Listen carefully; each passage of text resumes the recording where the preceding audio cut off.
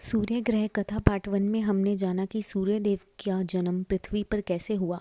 सूर्य ग्रह कथा पार्ट 2 में हम जानेंगे सूर्य देव के विवाहित जीवन के बारे में। हरिओम। श्री आदित्यादि नवग्रह देवताभ्यो नमः। आदित्य च सोमाय मंगलाय बुधाय च गुरु शुक्र शनिभ्यश्च राहवे केतवे नमः। जब सूर्य देव यौवन अवस्था में प्रस्थान करते हैं तो उनके माता पिता अदिति माता और ऋषि कश्यप उनका विवाह विश्वकर्मा की पुत्री संज्ञा से करवाते हैं। विश्वकर्मा दैवीय वास्तुकार थे और उनकी पुत्री संज्ञा देखने में बहुत ही सुंदर और तेजस्वी थी, किंतु सूर्य के तेज के आगे कौन ही टिक पाया है। और कुछ ऐसा ही हुआ सूर्य देव और संज्ञा के विवाह के पश्चात। विवाह पश्चात सूर्य और संज्ञा के बालकों का जन्म होता है, वैश्वत, मन्नु, यम और यमी।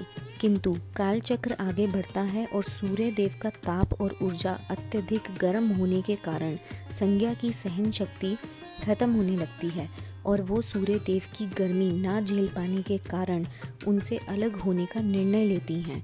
अपनी जगह व अपनी परछाई छाया जो बिल्कुल संज्ञा जैसी दिखती है उसको अपने कर्तव्य निभाने के लिए छोड़ देती हैं। जब तक संज्ञा सूर्य देव से अलग रहेगी उस दौरान छाया सूर्य और उनके बच्चों का ध्यान रखेगी, किंतु यह रहस्य सिर्फ संज्ञा और छाया को मालूम होता है। तुम छाया हो, संज्ञा नहीं। ये बात किसी भी स्थिति में सूर्य देव को पता नहीं लगनी चाहिए। ऐसा संज्ञा छाया को कहती है। छाया संज्ञा को वादा करती है कि ये रहस्य तब तक उजागर नहीं होगा जब तक परिस्थिति बहुत विषम ना हो। अब छाया एक अश्व रूप धारण कर लेती हैं और उत्तर दिशा की ओर प्रस्थान करती हैं जहां सूर्य का ताप कम हो। छाया अब संज्ञा की जगह सूर्य देव की पत्नी की तरह अपने कर्तव्य निभाने लगती है। सूर्य देव को जरा सा भी भनक नहीं है। ये उनकी पत्नी संज्ञा नहीं है और दोनों के मिलन से 3 बालकों का जन्म होता है, शनिश्चर, सावर्णी और ताप्ती। अपनी स्वयं की संतानें होने के बाद छाया अपने और संज्ञा की संतानों के बीच पक्षपात यानी भेदभाव करने लगती है। अब वह अपने कर्तव्य निर्वाह पहले की भांति नहीं कर पाती। अपनी संतानों का मोह उसे इतना जकड़ लेता है कि वह अब वैश्वत, यम और यमी की शक्ल तक देखना पसंद नहीं करती है। जब एक दिन यम इस हो रहे पक्षपात का विरोध करता है तो छाया उसको श्राप दे देती है। आश्चर्यचकित यम ये बात पिता सूर्य को बताता है। पिताजी, माता ने मुझे श्राप दे दिया है और जब से छोटे भाई शनि का जन्म हुआ है तब से माता हम तीनों से बिल्कुल प्रेम नहीं करती हैं और हमारे ऊपर ध्यान भी नहीं देती हैं। माता पहले जैसी बिल्कुल भी नहीं है। सूर्य देव को ये बात बहुत आश्चर्यचकित करती है कि आखिर एक माँ स्वयं अपने पुत्र को श्राप कैसे दे सकती है। सूर्य देव अत्यधिक क्रोधित हो उठते हैं और वो छाया से ये सवाल करने उसके पास पहुंचते हैं। क्रोधित हुए सूर्य देव मानो हुंकार भर रहे हों। उनका ताप सहस्त्र गुना बढ़ गया। उनकी आंखों में मानो महाउग्र ज्वाला दहक रही हो। तुम कैसी माँ हो, अपने ही पुत्र को श्राप देती हो। उनकी आवाज़ मानो शेर की दहाड़ की तरह गूंज रही हो। सूर्य देव का यह रूप देख छाया बहुत भयभीत हो जाती है। उसके तन पसीने से भीग जाता है और वह कांप उठती है। ऐसा लगता है मानो सूर्य देव की उग्र ताप से जलकर भस्म हो जाएगी। उसकी आंखों से गर्म आंसू निकल रहे हैं।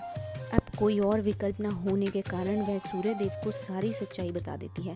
स्वामी, मुझे क्षमा करें, मैं संज्ञा नहीं हूँ और मैं वैश्वत, यम और यमी की माँ भी नहीं हूँ। स्वामी, मैं आपकी पत्नी संज्ञा नहीं, मात्र उनकी परछाई छाया हूँ। ये बात सुनकर यम और यमी अब अपनी माता के वियोग में रोने लगते हैं। तुम्हारी माता को लेकर आऊँगा, ऐसा कहकर सूर्यदेव वैश्वत, यम और यमी को शांत करवाते हैं। क्रोधित सूर्यदेव अब अपने ससुर विश्वकर्मा के पास जाते हैं। विश्वकर्मा बहुत संयम से सूर्यदेव को शांत करते हैं और उनको ये तथ्य बताते हैं कि सूर्यदेव, आपका ताप सहन कर पाना बहुत मुश्किल है, किंतु संज्ञा का प्रेम और समर्पण आपके प्रति बहुत अधिक था और इस कारण वह अपनी जगह अपनी परछाई को छोड़कर गई है। विश्वकर्मा सूर्यदेव को अपना ताप थोड़ा कम करने की सलाह देते हैं और संज्ञा के होने की जगह का बताते हैं। यह बात सुन सूर्यदेव को पछतावा होता है और वह अपनी पत्नी संज्ञा से मिलने हेतु प्रस्थान करते हैं।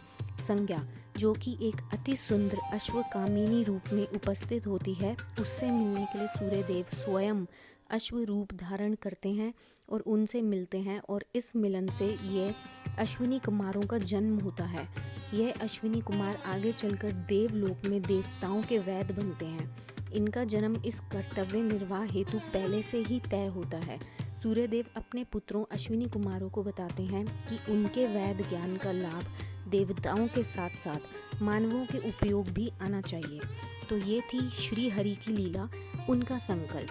सूर्यदेव और संज्ञा के मिलन से इस सृष्टि को यमराज देवता, यमुना देवी नदी, मनु जिन्होंने मनुस्मृति की रचना की और सूर्यदेव के और छाया के मिलन से शनिदेव का जन्म। शनिदेव को परिचय की आवश्यकता नहीं है, नवग्रहों में इनका अपना अत्यंत महत्वपूर्ण स्थान है।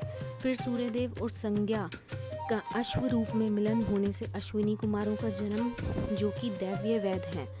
यह संसार हमारे श्री हरि का संकल्प ही तो है और इसमें घटने वाली हर घटना श्री हरि के अधीन है। Thank you.